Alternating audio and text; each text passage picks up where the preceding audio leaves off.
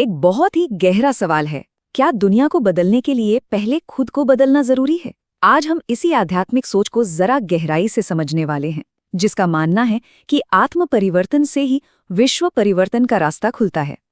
ये जो लाइन है ना, ये कोई मामूली कहावत नहीं है, बल्कि ये तो एक पूरी की पूरी शिक्षा का आधार है। तो चलिए इसी में थोड़ा और उतरते हैं और समझते हैं कि आखिर कैसे एक इंसान का बदलाव पूरी दुनिया बदल सकता है। अच्छा, तो इस पूरी बात को हम 5 हिस्सों में देखेंगे। सबसे पहले वो बड़ा सपना क्या है वो जानेंगे, फिर हमारे अंदर जो एक संघर्ष चलता है उसको समझेंगे, उसके बाद उसे सुलझाने के तरीके क्या हैं, एक चेतावनी भी है जिस पर ध्यान देना जरूरी है, और आखिर में एक विश्व परिवर्तक बनने का मतलब क्या होता है ये देखेंगे। तो चलिए पहले पड़ाव पर आते हैं, परिवर्तन का नजरिया। मतलब ये सब कुछ किया क्यों जा रहा है, इसका असल मकसद, इसका लक्ष्य क्या है? देखिए, लक्ष्य तो बहुत ही बड़ा है। एक ऐसी दुनिया बनाने का जहां सब कुछ एक हो, मतलब एक ही राज्य, एक ही धर्म, एक ही कानून। पर सबसे दिलचस्प बात क्या है पता है? इसकी शुरुआत कहीं बाहर से नहीं होनी है, बल्कि हमारे अपने अंदर से होनी है। तो सवाल उठता है कि इस अंदरूनी मेहनत का इनाम क्या मिलेगा। यहाँ पर ना 3 बहुत ही पावरफुल सिंहासनों का जिक्र है। पहला है मस्तक का सिंहासन, जिसका मतलब है अपने ऊपर, अपने मन पर पूरा कंट्रोल।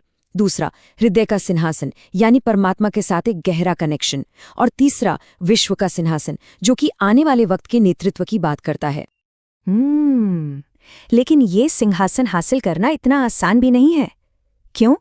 क्योंकि असल में हमारे अंदर ही एक लड़ाई चल रही है, और यहीं से हम आते हैं अपने दूसरे पड़ाव पर, हमारे 2 आंतरिक राज्य। तो सवाल यहीं खड़ा होता है कि किसी के भी अंदर आखिर राज किसका है? क्या सिर्फ एक ही शक्ति का राज है, या फिर 2 अलग अलग एक दूसरे के खिलाफ ताकतें हैं? और ये बात साफ करती है कि हम सबके अंदर कंट्रोल के लिए एक जंग छिड़ी हुई है। और ये रहीं वो 2 ताकतें बिल्कुल आमने सामने। एक तरफ है दैवी राज्य, जो चलता है ईश्वर के निर्देशों पर, जिसे श्रीमत कहा गया है, और ठीक उसके सामने है माया का राज्य, यानी हमारा वहम, हमारा अहंकार, बाहर का दबाव, इन सब का राज। यही वो चीज़ है जो हमें अपने असली रास्ते से भटका देती है। हाँ, और जब यहाँ एक धर्म की बात की जाती है तो ये किसी मजहब या पंथ की बात नहीं हो रही। नहीं, इसका मतलब है पवित्रता, यानी सोच में, बातों में और कामों में शुद्धता। ये एक नेचुरल स्टेट की बात है। ठीक है, तो सवाल ये है कि इस अंदरूनी लड़ाई को जीता कैसे जाए। यहीं पर आता है हमारा तीसरा पड़ाव, जो हमें इसका तरीका बताता है, चेक एंड चेंज, यानी जांचो और बदलो। ये समझ लीजिए कि बदलाव के लिए एक प्रैक्टिकल टूल किट है। तरीका बहुत ही सीधा सा है, सिर्फ 2 स्टेप्स हैं। पहला स्टेप, चेक करो, मतलब लगातार अपने अंदर झांकते रहो कि कहीं ईगो या कोई वहम तो हावी नहीं हो रहा। और दूसरा स्टेप, चेंज करो। जैसे ही कोई भी नेगेटिव पैटर्न नजर आए, उसे फौरन अपनी रूहानी ताकत से बदल डालो। और पता है, इस पूरी की पूरी लड़ाई की जड़ सिर्फ 2 छोटे से शब्दों में छुपी हुई है। यही 2 शब्द हैं जो किसी को गिरा भी सकते हैं और उठा भी सकते हैं, और वो हैं मैं और मेरा। अब देखिए, यहाँ मैं शब्द को बदलने की बात हो रही है। एक मैं होता है अहंकार वाला, जो कहता है मैं तो ये शरीर हूँ, मैं ये प्रोफेशन हूँ।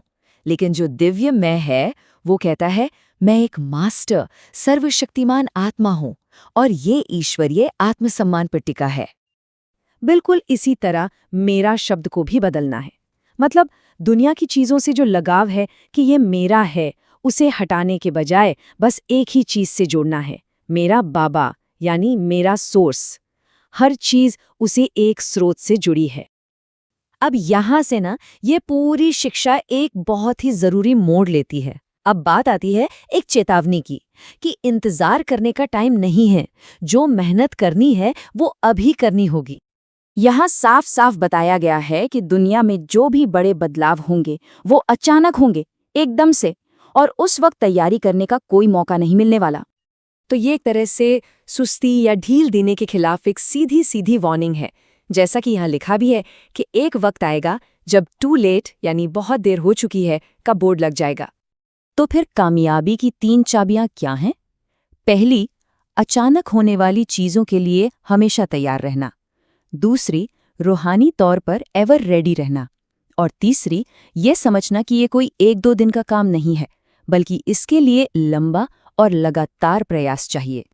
और आज हम पहुंचते हैं अपने आखिरी पड़ाव पर कि इस सारी मेहनत का, इस सारे प्रयास का नतीजा क्या होगा, आखिर में कोई क्या बन जाता है। जो लोग इसमें कामयाब होते हैं उन्हें एक टाइटल मिलता है, विश्व परिवर्तक। मतलब वो शख्स जो पहले खुद को बदलता है और फिर दुनिया को बदलने का एक जरिया बन जाता है। और इस स्टेट को, इस अवस्था को कहा गया है बेफिक्र बादशाह। सोचिए, एक ऐसा सम्राट जिसे किसी बात की कोई फिक्र नहीं, कोई टेंशन नहीं। ये पूरी तरह से सेल्फ कंट्रोल और अंदरूनी आज़ादी की हालत है। और आखिर में एक स्लोगन दिया गया है, अनुभव का स्वरूप बन जाओ तो चेहरे पर सौभाग्य की चमक दिखाई देगी। मतलब साफ है, जब बदलाव सच में अंदर से आता है ना, तो उसकी चमक बाहर दुनिया को भी नजर आती है।